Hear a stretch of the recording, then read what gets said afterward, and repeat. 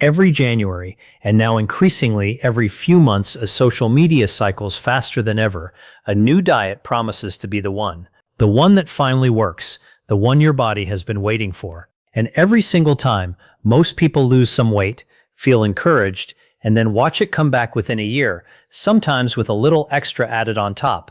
If that cycle sounds familiar, I want you to know something before we go any further. It's not a willpower problem. It's not a discipline problem. In most cases, it's a mismatch between how diets are marketed and how human metabolism actually works.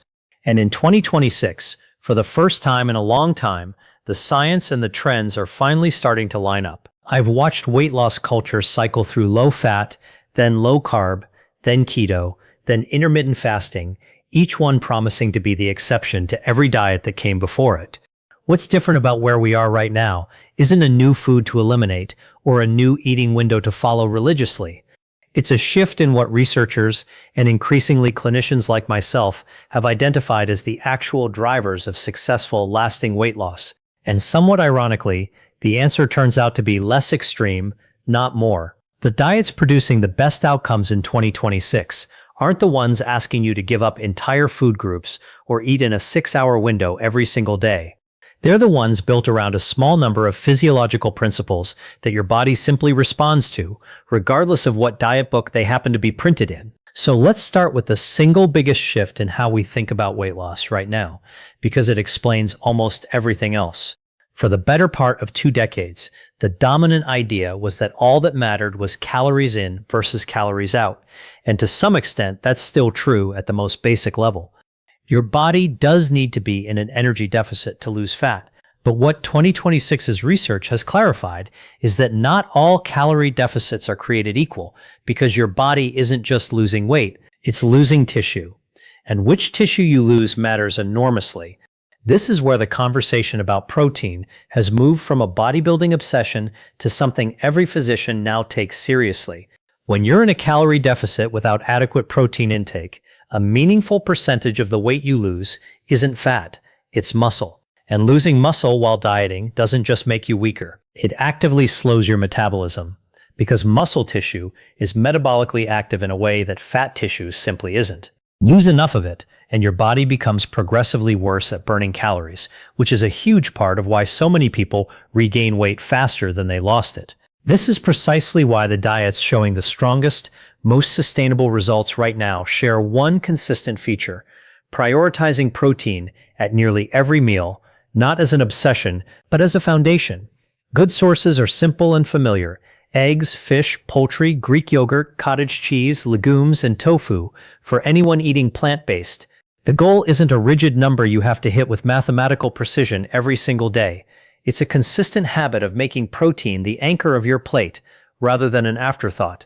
Patients who make this one shift without changing much else about their diet often report feeling fuller for longer, experiencing fewer energy crashes, and most importantly, holding on to far more lean muscle mass while the number on the scale still moves in the right direction. The second major piece of this puzzle, and one that's finally getting the attention it deserves, is fiber. For years, fiber was treated almost as a footnote in nutrition advice, something you got told to eat more of for digestive regularity, and not much else. But the research on fiber's role in appetite regulation, blood sugar stability, and even gut microbiome health has become impossible to ignore. Fiber slows digestion in a way that extends feelings of fullness, blunts the blood sugar spikes that often trigger cravings a few hours later, and feeds the bacterial populations in your gut that are increasingly linked to metabolic health in ways researchers are still actively mapping. Vegetables, legumes, whole fruit, and whole grains are still, after all these decades and all these competing diet trends, some of the most powerful tools available for sustainable weight loss, not because they're trendy, because they work consistently across an enormous body of research. What I want you to notice about both of these principles, protein first and fiber rich, is that neither one requires you to eliminate anything. You don't have to give up carbohydrates. You don't have to fast for 16 hours a day. You don't have to buy a single powder, pill, or proprietary supplement blend to make this work. And that matters more than it might seem, because the diets that ask you to eliminate entire categories of food are, without exception, the hardest ones to sustain past the 3 or 4 month mark. The initial rapid weight loss people experience on extremely restrictive diets is real, but it's often driven heavily by water weight and simple calorie reduction, not some unique metabolic advantage. Once the restriction becomes unsustainable, which for almost everyone, eventually it does, the weight tends to come back. So before we get into exactly how to structure a day of eating around these principles and the role that exercise, sleep, and even meal timing play in this picture, I want you to sit with this reframe. The best diet for 2026 isn't a diet you go on. It's a set of habits you build, one at a time, that your body was never fighting against in the first place. Let's talk about something that surprises a lot of my patients when I bring it up, because when people picture weight loss, they almost always picture the kitchen, not the gym. But if you want to understand why 2026's most effective approaches look so different from the crash diets of a decade ago, you have to understand what's happening to your muscle tissue while you're losing weight and why resistance training has quietly become just as important to sustainable fat loss as anything on your plate. Here's the physiology behind it. Explained simply. When your body is in a calorie deficit, it's constantly making decisions about where to pull energy from. Without a strong enough signal telling it otherwise, your body will happily break down muscle tissue alongside fat tissue because muscle is metabolically expensive to maintain, and your body, from a purely evolutionary standpoint, doesn't know the difference between intentional dieting and a famine. Resistance training changes that calculation entirely. When you regularly challenge your muscles through strength-based exercise, even just 2 to 4 sessions a week, you send your body an unmistakable signal that this tissue is being actively used and needs to be preserved. The research here has become remarkably consistent. People who combine a moderate calorie deficit with regular resistance training lose meaningfully more fat and retain significantly more muscle than people who rely on diet changes alone, even when the total number on the scale ends up looking similar between the two groups. And that distinction, fat loss versus simple weight loss, might be the single most underappreciated concept in this entire conversation. Why does this matter so much beyond just looking a certain way? Because muscle mass is one of the strongest predictors we have of long-term metabolic health, functional strength as you age, and, critically, your ability to keep weight off once you've lost it. This is where so many people get blindsided after a successful diet. They lose 20, 30, 40 pounds through calorie restriction alone, celebrate the number on the scale, and then watch it creep back within a year or two, often confused about what went wrong. In a lot of cases, what went wrong is that a significant portion of what they lost was muscle, which quietly lowered their metabolic rate, making it easier to regain fat and harder to keep it off, even while eating roughly the same amount of food that helped them lose weight in the first place. You don't need to become a bodybuilder to avoid this trap. You need consistent resistance training, even at a modest level, running alongside whatever dietary changes you're making. Now let's talk about something else that's reshaping how researchers think about eating patterns in 2026, and it has less to do with what you eat and more to do with when. The old model of intermittent fasting, essentially just narrowing your eating window and calling it a strategy, is increasingly being replaced by a more nuanced idea: eating in closer alignment with your body's natural circadian rhythm. Your metabolism isn't equally efficient at every hour of the day. Insulin sensitivity, meaning how effectively your body processes the food you eat, tends to be highest earlier in the day and gradually declines as evening approaches. What this means practically is that the exact same meal can be processed somewhat differently depending on when you eat it.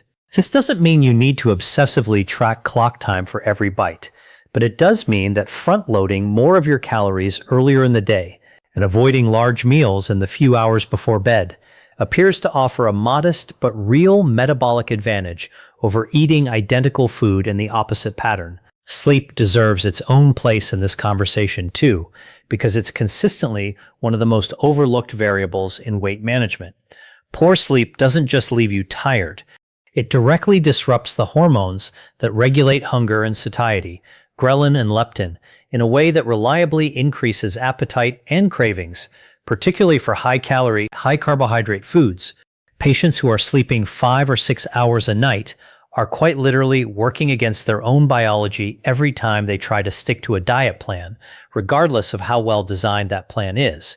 If you're doing everything right with food and exercise and still struggling, sleep is one of the first places I ask patients to look because it's often the missing piece nobody thought to examine. There's one more shift worth understanding because it challenges a piece of long-standing conventional wisdom. For years, the advice was always to lose weight slowly and gradually on the theory that slower loss was inherently more sustainable. Newer research has actually complicated that picture. Some structured, closely supported programs that produce faster initial results in the first several weeks have shown comparable, and in some cases better, long-term outcomes than slower approaches, provided that rapid phase is followed by solid nutritional support and a genuine transition into sustainable habits. The key word there is structured. A carefully designed program with proper nutrition is a very different thing from an unsupervised crash diet. And the difference between the two often comes down to exactly the principles we've already covered. Adequate protein, enough fiber, resistance training to protect muscle, and realistic expectations about what happens after the initial weight comes off. Rapid weight loss achieved by simply eating as little as possible without those supports in place remains just as likely to backfire as it always has. Put all of this together, and a clear picture starts to emerge. One that looks nothing like the extreme food elimination diets that used to dominate this conversation. Which brings us to the part most people actually came here for: how to translate all of this into something you can realistically do starting this week. So let's make this concrete, because principles only matter if you can actually put them into practice without overhauling your entire life overnight. Here's how I'd suggest thinking about building your own version of this approach, one piece at a time, rather than trying to implement everything at once starting tomorrow morning. Start with protein, because it's the single highest leverage change most people can make. This doesn't mean obsessively logging every gram. It means asking yourself at each meal whether there's a solid source of protein on your plate before you add anything else. Eggs at breakfast instead of just cereal or toast. A palm-sized portion of chicken, fish, or tofu at lunch and dinner. Greek yogurt or cottage cheese as a snack instead of something purely carbohydrate-based. Over time, this single habit tends to naturally crowd out some of the lower quality, highly processed foods that make weight management so difficult in the first place, simply because you're less hungry and less prone to the blood sugar swings that drive cravings later in the day. Layer fiber on top of that next. Vegetables at most meals, whole fruit instead of juice, legumes worked in a few times a week, and a preference for whole grains over heavily refined ones when you do eat carbohydrates. Again, this isn't about perfection, it's about direction. Most people in the United States eat well below the fiber intake associated with better metabolic outcomes, so almost any meaningful increase tends to produce a noticeable difference in fullness and energy stability within just a couple of weeks. Once those two habits feel relatively automatic, bring resistance training into the picture, even if that simply means 2 sessions a week to start. You don't need an elaborate program or expensive equipment. Bodyweight exercises, resistance bands, or a basic gym routine focused on the major muscle groups are enough to send your body the signal it needs to hold on to muscle while you're in a calorie deficit. Consistency here matters far more than intensity, especially in the beginning. From there, pay attention to timing and sleep, not as strict rules, but as adjustments. Try shifting a bit more of your food earlier in the day if your current pattern is heavy on large, late dinners. Protect 7 to 8 hours of sleep as seriously as you'd protect any other part of a health plan, because without it, everything else becomes noticeably harder to sustain. And if you're someone who's already tried this on your own and struggled, or you're dealing with a significant amount of weight to lose, or a condition like type 2 diabetes or metabolic syndrome, this is exactly the situation where a real conversation with your doctor matters most. There's no shame in needing more support than diet and exercise alone can provide. Between structured medical weight management programs and, yes, the newer generation of prescription medications reshaping this entire field, there are more legitimate, evidence-based options available right now than at almost any point I've seen in my career. What matters is that whatever path you choose is guided by someone who can actually look at your labs, your history, and your specific situation, rather than a headline promising the same result for everyone. If there's one thing I hope you take away from everything we've covered, it's that the best diet for 2026 was never going to be a single named plan you could put in a headline. It's a set of principles, protein, fiber, resistance training, sleep, and consistency that your body responds to reliably, regardless of which diet culture happens to be trending in a given month. The people who succeed long-term aren't the ones who found some secret combination of foods nobody else knew about. They're the ones who built habits simple enough to actually maintain, season after season, long after the excitement of a New Year's resolution fades. If this video gave you a clearer, more honest picture of what actually works, I'd really appreciate a like. And if you want more breakdowns like this one, grounded in real science rather than whatever's trending this week, go ahead and subscribe so you don't miss what's coming next. And as always, before making any significant changes to your diet or exercise routine, especially if you're managing a health condition, talk to your own doctor who can tailor this to exactly what your body needs. Take care of yourselves, and I'll see you in the next one. If there's one thing I hope you take away from everything we've covered, it's that the best diet for 2026 was never going to be a single named plan you could put in a headline.